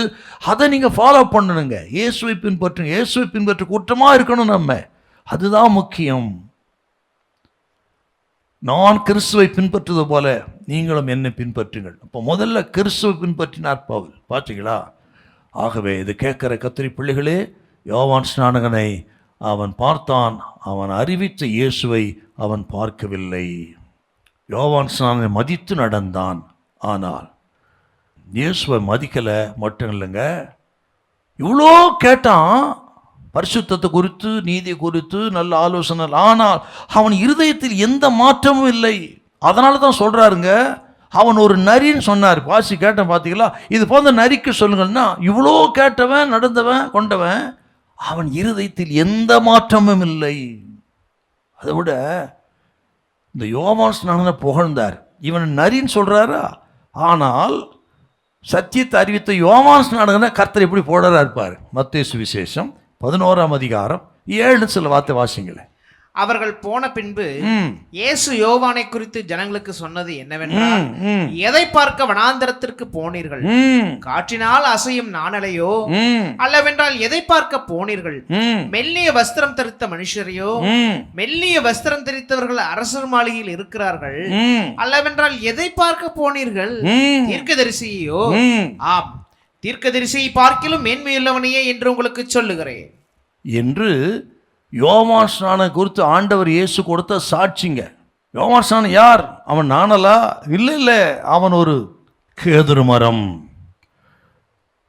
மெல்லிய வஸ்திரம் தரித்தவனா? சுகபோகி அவன்? இல்லை, அவன் எனக்காக அவன் எல்லாவற்றையும் துறந்து ஒட்டகமயிர் உடைய தரித்து வனாந்தரத்தில் கூப்பிடு சத்தமாக இருக்கிறான். அவன் வாழ்க்கை எளிமை, தாழ்மை, அவன் உறுதி உள்ளவன் என்று ஆண்டவர் இந்த யோவான் குறித்து அவ்வளோ அழகான மேன்மையான சாட்சி கொடுக்குறாருங்க. ஆனால் அவன் வார்த்தையை கேட்ட ஏறுவதை குறித்து அவன் ஒரு நரி, அந்த நரிக்கு போய் சொல் அப்படின்னா அவன் எவ்வளவுதான் கேட்டிருக்கிறான், இருதயம் மாறலங்க அவனுக்கு. இன்னைக்கு அப்படித்தான் மக்கள் இருக்கிறார்கள். இவ்வளோ பிரசங்கம் கேட்டோம், ஆமாம் பேஸ் நல்லா இருக்கு, ரொம்ப சூப்பர் வசனங்க, ரொம்ப நல்ல செய்திங்க, அருமையான ஆழமான செய்திங்க, சூப்பர் செய்திங்க, என்ன ஆழம் வர காரியங்களை குறித்தெல்லாம் நடக்க போகிறதெல்லாம் அப்படி புட்டு வைக்கிறார் சொல்லிட்டு இருதயத்தில் எந்த மாற்றமும் இல்லை. அதுதாங்க ஏறுவது. இதை கேட்குற அருமையான கர்த்தருடைய பிள்ளைகளே, உங்கள் இருதயம் எப்படின்னு பாருங்க. பிரசங்கத்தை சிலாகிக்கலாம், தப்பே கிடையாது. ஆனால் அது இருதயத்தை மாற்றுகிறதா, இருதயத்தை உடைக்கிறதா, இருதயத்தை பாதிக்கிறதான்னு பார்க்கணும். இல்லைன்னா ஏறுவது நீங்கள் ஒன்றுதான். கவனிங்க, அவன் இவ்வளவு தான் வசனத்தை கேட்டாலும் அவன் இருதயம் ஒரு நரியை போல் இருந்தது. தந்திரம், துரோகம், எப்படியாகிலும் தட்டி பறித்து வீழ்த்துவது, இதுதாங்க அவன் இருதயத்தில் இருந்த ஸ்தோத்திரம் பொல்லாத குணம். அப்படின்னா அது கேட்குற நம்ம எப்படி இருக்கிறோம் பார்க்கணுங்க. இவ்வளோ வசனத்தை கேட்டு பாரம்பரிய கிறிஸ்தவம் சொல்கிறோம், பாரம்பரிய பெந்தோகோஸ்தான் சொல்கிறோம் இல்லைங்களா? அவ்வளோ கேட்டு நாம் இருதயம் எப்படி இருக்கிறது? இன்றைக்கி அநேகர் இருதயம் பார்த்தீங்கன்னா கசப்பு, பொறாமை, துர்குணம், பலவிதமான கசப்பு என்று உள்ளத்தில் அத்தனை அழுக்கம் இருக்கிறது. தேவன் விரும்பாத இச்சைகள் நிறைந்த இருதயம், அந்தரங்க பாவம், இரகசிய பாவம், அதனால் ஆட்பட்டு இருதயம் இன்றைக்கு கள்ளர் குகை போல் இருக்கிறது. கேட்கறது வசனம், ஆனால் இருதயம் ஏரோதுவின் இருதயம். துரோகம், தந்திரம், இச்சை, கொலவெறி, கள்ள உறவு, இதெல்லாம் இன்னைக்கு ஒரு கிறிஸ்தவத்தில் இருக்குத. கவனிக்கணுங்க. இதில் ஒரு வசனத்தை வாசிக்கணும். நம்ம இந்த ஜெபம் ரொம்ப முக்கியம் நமக்கு கேட்குறவங்களுக்கு. சங்கீதம் 19 நீங்கள் 12-13 வாசிங்களேன். 19ஆம் சங்கீதம் 12-13. தன் பிழைகளை உணர்கிறவன் யார்? மறைவான குற்றங்களுக்கு என்னை நீங்களாக்கும், துணிகரமான பாவங்களுக்கு உமது அடியேனை விலக்கி, மறைவான குற்றங்களுக்கு என்னை விலக்கி காத்தருளும் கர்த்தாவே. துணிகரமான பாவங்களுக்கு என்னை விலக்கி காத்தருளும். அந்தரங்க பாவம், ரகசிய பாவம், புருஷனுக்கு தெரியாமல் மனைவிக்கு புருஷன், பெற்றோர்கிட்ட பிள்ளைகள் தெரியலன்னு சொல்லி தனிமையில் அந்தரங்கத்தில் இருக்கிற அருவருப்புகள், இப்படிப்பட்ட அந்தரங்க பாவங்களுக்கு விலக்கி காத்தருளும். வெளியே பார்ப்பதுக்கு பரிசுத்தவான், நீதிமான், நல்ல விசுவாசி, நல்ல ஊழியக்கார், ஆனால் இருதயம் அந்த கேடு அடைந்து இருக்கிறது. திருக்குள்ள இருதயம் மகா கேடுள்ளது. திருக்குள்ள இருதயம் மாதிரி இருக்குது அநேகருடைய இருதயம். கவனிக்கணுங்க, நம்ம இருதயம் எப்படி இருக்கிறது. அது ஆரம்பத்தை சொல்லிட்டேன். ஆண்டவரோ நாம் இருதயத்தை பார்க்கிறார், அதை ஆராய்ந்து அறிந்திருக்கிறார், சோதித்தருகிறார். நமது நினைவுகள், சிந்தனைகள் எல்லாவற்றையும் அறிந்து சோதித்தருகிறார். அப்படின்னா அதை கேட்குற கத்திரி பிள்ளைகளே, உங்கள் இருதயம் ஆண்டவருக்கு தெரியும், சிந்தனைகள் அவருக்கு தெரியும், தனிமையிலே இருந்து வாழ்கிற வாழ்க்கை தெரியும், அந்தரங்க பாவ ரகசியம் எல்லாம் ஆண்டவருக்கு தெரியும். ஒரு நாள் நியாய தீர்ப்பு கொண்டு வந்து நிறுத்துவார். கவனிப்போம். கவனிங்கள். ஏரோதுவின் இருதயம் ஒரு கள்ளர் குகை போல் இருந்தது. இன்றைக்கு அநேகர் தனக்கு உணர்ந்தாலும் நல்லவர் போல நடிக்கிறார். அதுதான் நடிப்பு தான் கிறிஸ்தவத்தில் அதிகங்க. இன்னைக்கு நல்லவர் போல ட்ரெஸ் முதற்கொண்டு, பேச்சு முதற்கொண்டு நடிக்கிறவர்கள் அதிகமாக. அந்த மாய்மாலன்னு வேத அழகாக சொல்லுது. இன்றைக்கு அருமையான கத்திரி பிள்ளைகளே அப்படி மாய்மாலத்தை விட்டு, நடிப்பை விட்டு, ஸ்தோத்திரம், மனம் திரும்பி உள்ளத்திலே உண்மை இருக்க விரும்புகிறேன்னு ஆவி சொன்னது போல உண்மையாக இருங்க.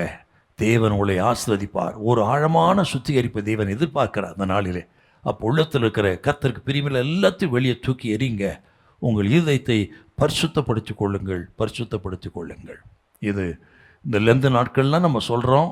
இப்போ சிலுவை தியானிக்கிற நாட்கள்னால் பாருங்கள், இன்றைக்கி நிறைய இடங்களில் சிலுவை தூக்கி சுமப்பாங்க, சிலுவை தான் பிரதானப்படுத்துவாங்க. எல்லாம் தோள் மேலே இருக்கும், கழுத்தில் இருக்கும், தலை மேலே இருக்கும், எல்லாம் இருக்கும். ஆனால் இருதயத்தில் சிலுவை இருக்குதா? அதுதான் முக்கியம். இல்லைங்களா? ஆனால் இருதயம் எப்படி இருக்குது? சிலுவை என்பது சுய வெறுப்பு தானே. சுய திட்டங்கள், ஆசைகள், விருப்பங்கள்லாம் வெறுத்து ஆண்டவர் சித்த ஆண்டவர் விருப்பத்தை சுமக்கிறது தானே. ஆகவே அப்படி கேட்குற கத்திரி பிள்ளைகளே, இருதயத்தை சுத்தம் பண்ணுங்கள். அதான் உண்மையானதுலேருந்து நாட்கள் அர்த்தம். ஸ்தோத்திரம். இந்த ஏரோதுவை பாருங்கள், வசனத்தை அவ்வளோ கேட்டான், ஆனால் இருதயம் மாற்றப்படவில்லை. மட்டுமல்ல, இருதயம் மாற்றப்படாததுக்கு இன்னொரு காரணம் என்னென்னா, வசனத்தை கேட்டான், அந்த வசனத்தை அவன் நேசிக்கவில்லை. இல்லைங்களா? அதுதான் ரொம்ப முக்கியங்க. வசனத்தை அவன் நேசிக்கவில்லை. சங்கீதத்தில் 119:11 நல்லா தெரிஞ்ச வசனம், அது கொஞ்சம் வாசிக்க பார்க்கலாம். 119:11. நான் உமக்கு விரோதமாய் பாவம் செய்யாதபடிக்கு உமது வாக்கை என் இருதயத்தில் வைத்து வைத்தேன். இருதயத்திலே கர்த்தருடைய வாக்கு இருந்ததுனால தான் நாம் பாவம் செய்யவில்லை. அப்போ ஆண்டவருடைய வார்த்தையும் இருதயத்தில் இருக்கும் பொழுது பாவம் செய்யாதபடி பாதுகாக்கிறது. இப்போ வார்த்தையை நேசிக்கிற மக்கள் பாவத்துக்கு விலகி வாழ்வார்கள், பரிசுத்தமாக வாழ்வார்கள். இந்த ஏரோது அவன் பாவத்தை தான் நேசித்தானே தவிர வசனத்தை நேசிக்கலை. ஆகவே தான் அவன் விபச்சாரக்காரனாக போயிட்டான். 7ஆம் கற்பனையை மீறிவிட்டான். 7ஆம் கற்பனை என்ன? விபச்சாரம் செய்யாதிருப்பாயாக. வாசிங்க பார்க்கலாம். பிறனுடைய வீட்டை இச்சியாதிருப்பாயாக. பிறனுடைய மனைவியும் அவனுடைய வேலைக்காரனையும் வேலைக்காரிகளையும் அவனுடைய எருதையும் அவனுடைய கழுதையும் பின்னும் பிறனுக்குள்ள யாதொன்றையும் இச்சியாதிருப்பாயாக. ஆக நீ விபச்சாரம் செய்யாதிருப்பாயாக. இல்லைங்களா? அப்படின்னா அந்த கற்பனை இவன் மீறிவிட்டான். ஏன்னா வசனம் இல்லை, வசனத்தை நேசிக்கல, வசனத்தின்படி வாழாமல் போயிட்டான். அது மட்டுமல்ல, இவன் அந்த வார்த்தை பாருங்க, மார்க் 6:20 அதில் இன்னொரு குறிப்பு இருக்குதுங்க. ஏரோது அறிந்து அவனுக்கு பயந்து அவனை பாதுகாத்து அவனை யோசனைப்படி அநேக காரியங்களை செய்து விருப்பத்தோடு அவன் சொல்ல கேட்டோம் அநேக காரியங்களை செய்தான் அப்படி இருக்குது. He did many things, ஆனால் பட் நாட் ஆல் திங்ஸ். அநேக காரியங்களை செய்தான், எல்லா காரியத்தையும் செய்யலை. அவனுக்கு எது இஷ்டமோ, அவனுக்கு எது பிரியமோ அதை செய்வதில் கருத்தாக இருந்தான். எல்லா காரியத்தையும் செய்யவில்லை. இல்லைங்களா? வேதாகமத்தில் பார்த்தீங்கன்னா சவுல் ராஜா குறித்து நம்ம பார்க்குறோம். அவன் கீழ்ப்படிஞ்சான், ஆனால் முழுமையாக கீழ்ப்படியலை. அதான் 1 சாமுவேல் 15 ஆண்டவர் சொல்கிறாரு, அமலேக்கியுடைய ஆடு மாடு மிருகஜீவன் ராஜா முதற்கும் எல்லாத்தையும் நிக்கரகம் பண்ணு. ஆனால் என்ன பண்ணானா, நலமானதெல்லாம் விட்டு விட்டான், ராஜாவை விட்டு விட்டான். ஒன்றுக்கு உதவாதில் அவன் கொண்டு போட்டு நான் ஆண்டவர் கீழ்ப்படிஞ்சான்னு சொல்லிட்டானா. அவன் ராஜ்யத்துக்கு கத்த முடிவு உண்டு பண்ணினான். அப்போது அவனுக்கு கீழ்ப்படி இன்கம்ப்ளீட் கீழ்ப்படிதல், ஒபீடியன்ஸ், இன்கம்ப்ளீட் ஒபீடியன்ஸ். இந்த கேட்குற கத்திரி பிள்ளைகளே, நம்ம கீழ்ப்படிது எப்படி இருக்கிறது? அதுக்கு தான் இந்த ஏரோதை குறித்து நம்ம பார்க்குறோம். இல்லைங்களா? முழுமையாக கீழ்ப்படிங்க ஆண்டு சொன்ன வார்த்தைக்கு. அப்படி வாழ்ந்து பாருங்கள். ஆண்டு உங்கள் மேல் பிரியமாக இருப்பார், உங்களை ஆசீர்வதிப்பார். ஸ்தோத்திரம். கர்த்தர் உங்களை கைவிடவே மாட்டார். ஹல்லேலூயா. அப்படிப்பட்டவர்கள் தான் உபாகம் 28 சொல்லப்பட்டிருக்கிறது. பூமியில் சகல ஜாதிகளிலும் உன் நான் மேன்மையாக இருப்பேன். இப்போ சொல்லப்பட எல்லா வார்த்தைகளை கேட்டு அதன்படி செய்யும் பொழுது பார்த்தீங்களா, அதன்படி செய்ய அப்படின்னா கீழ்ப்படிய, கீழ்ப்படிந்தால் உபாகம் 28 சொல்லப்பட்ட அத்தனை ஆசீர்வாதம் நமக்கு உண்டு. தேவை கீழ்ப்படிதல். இவன் கேட்டு நடந்தான், ஆனால் முழுமையாக கேட்கல, இருதயம் மாற்றப்படலை, எல்லாத்தையுமே அவன் கேட்கல. அவன் விருப்பமானதை மட்டும் எடுத்துக்கொண்டான். கர்த்தர் உணர்த்ததெல்லாம் விட்டுட்டான். யோவான் ஸ்நானனுக்கு பயந்தான், இயேசுவுக்கு பயப்படலை. யோவான் ஸ்நானனுடைய வார்த்தை கேட்டான், யோவான் ஸ்நானன் அறிவித்த இயேசு வார்த்தைக்கு அவன் கீழ்ப்படியலை. இத்தனை பொல்லாத குணங்கள் அவனுக்குள்ள இருந்தது. ஆகவே தான் முடிவு பார்த்தீங்கன்னா துயரம். இந்த கேட்குற கத்திரி பிள்ளைகளே, சோத்திரம், நம்ம கொஞ்சம் உரசி ஆராய்ச்சி பார்த்து நம்ம சரிப்படுத்துவதற்காகத்தான் இந்த நாட்களில் கர்த்தர் நம்மோடு பேசுகிறான்னு விசுவாசிங்க. எந்தெந்த பகுதியில் சரியில்லையோ சரிப்படுத்துங்க. வசனத்தை நேசிங்க. வசனத்தை நேசித்து வசனத்தை விசுவாசித்து அதன்படி வாழ பாருங்கள். இருதயத்தை சுத்தம் பண்ணுங்க. கர்த்தர் உங்களை ஆசீர்வதிப்பார். ஹல்லேலூயா. ஸ்தோத்திரம். சரி, 3வது முதல்ல பார்த்தோம் ஏரோதுவின் குணாதிசயம், 2வது ஏரோதுவின் குறை, 3வது ஏரோதுவின் முடிவு. லூக்கா சுவிசேஷம் 23:11. அப்பொழுது ஏரோது தன் போர்ச்செவரோடு கூட அவரை நிந்தித்து பரியாசம் பண்ணி மினுக்கான வஸ்திரத்தை அவருக்கு உடுத்தி அவரை திரும்ப பிலாத்துவிடத்திற்கு அனுப்பினான். இயேசு கிறிஸ்துவை இவன் பரியாசம் பண்ணினான். இத்தனை காரியங்கள் எல்லாம் நம்ம வாழ்க்கையில் பார்த்தீங்கன்னா, இவ்வளோ நல்ல குணம் தான் கூட ஏன் சார் இத்தனை கொடூரமான மனுஷனாக இருந்தான் அப்படின்னு பார்த்தீங்கன்னா, அந்த ஏரோதியாளின் நட்பு, கள்ள உறவு. இதை கேட்குற கத்திரி பிள்ளைகளே, ஏரோதின் முடிவு நமக்கு வரக்கூடாது, கவனிக்கணும். ஒரு குணப்படாத, ரட்சிக்கப்படாத அவனுக்கு கீழ்ப்படிந்து, அவனுக்கு அடங்கி, அவனுக்கு அடிமையாக இருப்பது எத்தனை ஆபத்து இங்கிறத ஏரோதின் மூலம் நம்ம பார்க்குறோம். சில ரகசிய கூட்டு இல்லைங்களா, வெளியே பார்க்க நீதிமானாக இருப்பாங்க, பரிசுத்தான இருப்பாங்க, விசுவாசியாக இருப்பாங்க. ஆனால் ரகசிய கூட்டு, கள்ள உறவு இருக்க வெளியே தெரியாது. அது எத்தனை ஆபத்துங்கிறதுக்கு ஏரோதின் முடிவு நமக்கெல்லாம் ஒரு எச்சரிப்பின் சத்தம். முதல்ல இந்த ஏரோதின் முடிவை குறித்து நடந்த சரித்திரத்தை உங்களுக்கு சொல்கிறவங்களுக்கு பாருங்கள், அப்புறம் மற்ற விஷயத்தை பார்க்கலாம். இவனும் ஏரோதியாலும் இருந்தாங்களா? ஒரு காலகட்டத்தில் ரோம சக்கரவர்த்தி கலிகுலா அப்படின்னு ஒருத்தன் வந்தான். அவன் எல்லா ராயனை காட்டிலும் மோசமான, கொடூரமானவன், நியூரோமனை காட்டி மோசமானவன் கலிகுலா. அவன் என்ன பண்ணான்னா, அந்த அர்க்கலாயின் பார்த்தீங்களா, அவனை பதவியிலேருந்து நீக்கிட்டு அங்கே அகரிப்பாவை ராஜாவாக்குறான். அகரிப்பாவுக்கு ராஜா என்கிற அந்தஸ்தை கொடுக்குறான். இது கேட்ட இந்த அந்திப்பாவை ஏரோதியாலும் பொறாம வந்துச்சு அவங்களுக்கு. இவன் ராஜாவை ஆண்டாலும் ராஜாங்கிற அந்தஸ்தை அந்த கலிகுலா அந்த அகரிப்பாவுக்கு கொடுக்குறாங்க. இதை கேட்டு ரெண்டு பேரும் பொறாம வந்துருச்சு. இப்போ தனக்கும் அந்த அந்தஸ்து வாங்க வேண்டும். இந்த அந்திப்பாவுக்கும் ராஜாங்கிற அந்தஸ்தை வாங்கணும். அப்படி வாங்கிட்டா இவ ராணியாக இருப்பா. ஆகவே இவர் ராணியாக இருக்கணும், அவர் ராஜாவை அந்தஸ்தை வாங்கணும்னா இவர்கள் ராயனாகி கலிகுலா இடத்துக்கு போகணும். அப்போ ஏரோதியா சொல்கிறா, இதெல்லாம் சரிச்சிடும், நீங்கள் போய் எங்கள் ராயனிடத்தில் நீங்கள் கேளுங்க, நமக்கும் அந்த ராஜானுக்கு அந்தஸ்து வேணும். அப்போ இவனும் சேர்ந்து ரெண்டு பேரும் சேர்ந்து அங்கே போகிறாங்க ரோமாபுரிக்கு. போன இடத்துல இப்படி கேட்கும்போது ராயனுக்கு ரொம்ப கோபம் ரெண்டு பேரையும் அவன் நாடு கடத்திட்டான். போன இடத்துல சோர்ந்து நொந்து தனித்தவனாய், அவன் ஆதரவற்றவனாய் செத்தான் ஏரோது. ஒரு ராஜாவாக இருந்தவன் நாடு கடத்தப்பட்டு, கவுல் அப்படின்னு ஒரு இடம், அதுக்கு நாடு கடத்தப்பட்டு அங்கே தனிமையாய் கடந்து நொந்து அவன் செத்தான். முடிவு பார்த்தீங்களா?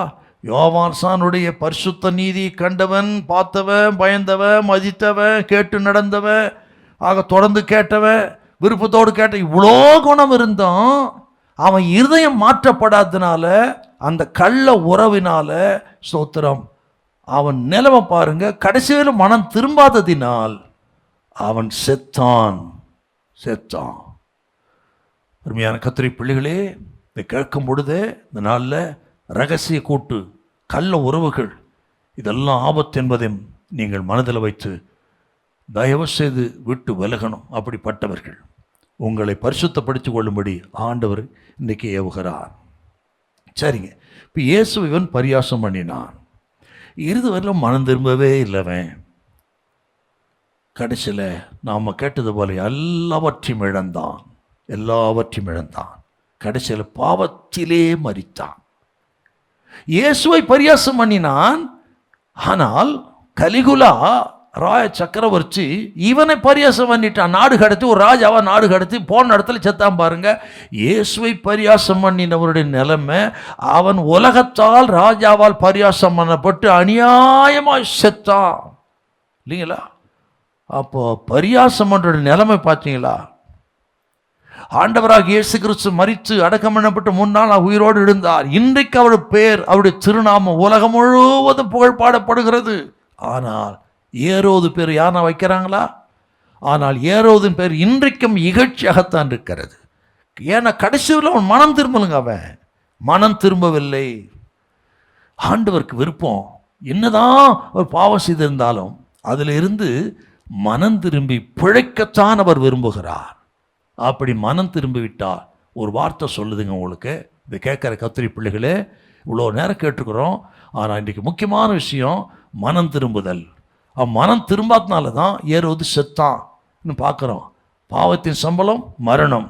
அவன் செத்தான் பாவத்தில். ஸ்தோத்திரம். மனம் திரும்பி விட்டால் ஆண்டு இன்னெல்லாம் பண்ணுறாருங்க. ஒரு வசனத்தை வாசிங்க நீங்கள். எரேமியா 32:40. 32:40. அவர்களுக்கு நன்மை செய்யும்படி நான் அவர்களை விட்டு பின்வாங்குவதில்லை என்கிற நித்திய உடன்படிக்கை அவர்களோட பண்ணி அவர்கள் என்னை விட்டு அகன்று போகாதபடிக்கு எனக்கு பயப்படும் பயத்தை அவர்கள் இருதயத்திலே வைத்து அவர்களுக்கு நான் புதிய இருதயத்தை கொடுப்பேன்.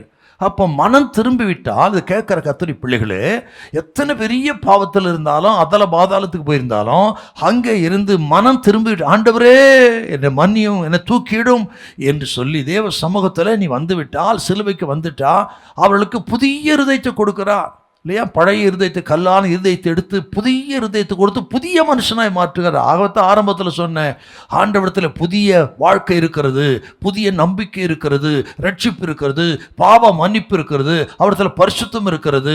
அவரை நம்புகிற மக்கள் அத்தனை பேரும் அவர் பரிசுத்தப்படுத்துகிறார் என்று ஆரம்பத்தில் சொல்லியிருக்கிற இது கேட்குற கத்திரி பிள்ளைகளே, தேவை மனம் திரும்புதல், மனம் திரும்புதல், மனம் திரும்புதல். ஸ்தோத்திரம். பாருங்க, இந்த ஏரோது கடைசியில் வாய்ப்பு கொடுத்தாருங்க. எப்படின்னு பார்த்தீங்கன்னா, லூக்கா 9:9 வாசித்து பார்த்தீங்கன்னா, இயேசுவை குறித்தவன் கேள்விப்பட்டான். வாசிக்கலாமா? 9:9. யோவானை நான் சிரசேதம் பண்ணினேன், இவன் இப்படிப்பட்டவைகளை செய்கிறான் என்று கேள்விப்படுகிறேனே. அப்ப இயேசுவை குறித்து கேள்விப்பட்டார் மட்டுமல்ல, ஆண்டவரே முன்னாடி பார்த்தது போல லூக்கா 13:32 அந்த நரிக்கு போய் சொல்லுங்கள், எருசலேமுக்கு வெளியே எந்த தீர்க்கதரிசனம் கொலை செய்யப்படுவதில்லை என்று சொல்லுங்க அப்படின்றார். பார்த்தீங்களா? அப்போ ஒரு செய்தியை அனுப்புகிறார் அவனுக்கு. அப்படி ஆகிரும் அவன் நரின்னு சொன்ன உடனே கேட்டு மணந்துருவான பார்க்குறாருங்க. அதற்கும் அவன் செவி சாய்க்கலை. கடைசியில் இப்போ இயேசு நேரடியாகவே பார்க்குறாங்க. பரியாசம் பண்ணினான். ஆனால் என்ன நடந்தது? இயேசு மாறுத்தர் சொல்லவில்லை, அவனை நிராகரித்து விட்டார். விளைவு அவன் வாழ்க்கை இருள்.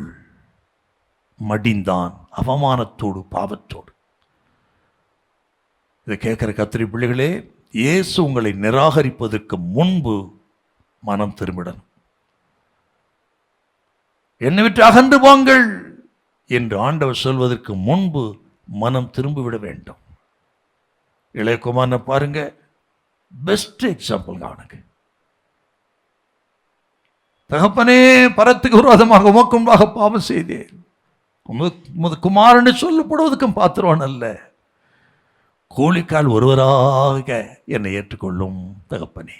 என்ன ஒரு மனம் திருப்புதல்! இந்த ஆயக்காரனை பார்த்தீங்களா? ஓ, இந்த பாவின் மேல் கிருபையாயிரும். வலது பக்கத்துக்கு அல்லன பார்த்தீங்களா? ஆண்டவரே உமது ராஜ்யத்தில் வருவது அடியான்னு நினைத்தரலும். இந்த மனம் திரும்புகிற மக்கள்லாம் பார்த்தீங்கன்னா ஆச்சரியம். அத்தனை பேர் அப்பயே மன்னிச்சிருக்காருங்க இல்லையா? வலது பக்கத்துக்கு அல்லனை பார்த்து, இன்றைக்கு நீ என்னுடனே கூட பரதேசில் இருப்பா, அப்பவே ரிசல்ட் கொடுத்துட்டாருங்க. ஆயக்காரனை குறித்து சொல்வந்த ஓமையில் பார்த்தீங்களா? அவன் அல்ல, இவனே நீதிமானாக்கப்பட்டவன் வீட்டுக்கு போனான், வரும்போது பாவிய வந்தான், போகும்போது நீதிமான போகிறான். உடனே பதில் கொடுத்துட்டாரு பாருங்க. இளையகுமாரன அந்த ஓமையில் பாருங்க, தகப்பன் ஓடி போய் கட்டி பிடித்து முத்தமிட்டு கைகளுக்கு மோதிரத்தையும் காலில் பார்த்து கொடுத்து முன்பு இருந்த நிலைமை காலில் உயர்த்திட்டான் பாருங்க. இப்படி மனம் திரும்பி விட்டால் ஸ்தோத்திரம், முன்பு இருந்த நிலைமை காட்டில் அதிகமான உயர்ந்த ஸ்தானத்தில் வைத்து நம்மை ஆசீர்வதிக்கிற தெய்வம் நமது ஆண்டவர் இயேசு. ஹல்லேலூயா, ஸ்தோத்திரம். யூதாசும் மனஸ்தாபத்தம் பட்டான். குற்றமில்லாத ரத்தத்தை காட்டி கொடுத்தால் பாவம் செய்து என்று மனஸ்தாபப்பட்டான். மனம் திரும்பவில்லை, நான்கு கொண்டு சேர்த்தான். அது கேட்குற கத்திரி பிள்ளைகளே, மனஸ்தாபம் அல்ல, ஐயோ இது பாவம் தான், இது தப்பு தான், குடிக்கிறது தப்பு தான், இந்த பாவம் செய்து தப்பு எனக்கு தெரிகிறது, அது மனஸ்தாபம். ஆனால் மனம் திரும்புதல், இளையகுமாரனை போல, ஆயக்காரனை போல, வலது பக்கத்து கல்லன் போல சோத்தன மனம் திரும்புதலை தேவன் எதிர்பார்க்கிறா. இன்றைக்கு அப்படி மனம் திரும்புகிற மக்களை கர்த்தர் வாழ வைக்க நினைக்கிறா, தூக்கி எடுக்க நினைக்கிறா. ஸ்தோத்திரம். இந்த ஏரோது நமக்கு ஒரு சரியான ஒரு எச்சரிப்புங்க இல்லையா? ஸ்தோத்திரம்.